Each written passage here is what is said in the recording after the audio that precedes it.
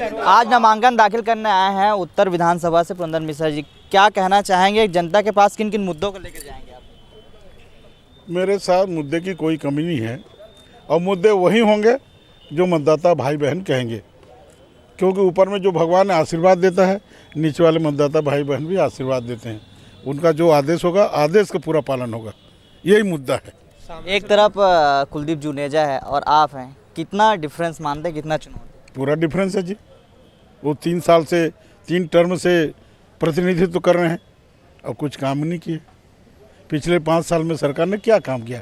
एक भी काम मेरे को बताइए कि ये किए। और मैं बता रहा हूँ, 15 साल में हमारी सरकार ने रेलवे स्टेशन से एयरपोर्ट तक एक्सप्रेसवे बनाया जो 10 मिनट पहुँच जाते हैं, नहर रोड बनाया, तेली बांधा में इतना बड़ा सरोवर बनाया, सबसे बड़ा झंडा भारत का शान वहाँ फहरा रहे हैं। बहुत सारे काम हुए, आप देख रहे हैं, आप तो रायपुर रहते हैं। आप लगातार जनसंपर्क कर रहे हैं, पब्लिक से मिल रहे हैं, क्या रिस्पांस मिल रहा है आपको? बहुत अच्छा रिस्पांस है, परिवर्तन की लहर है।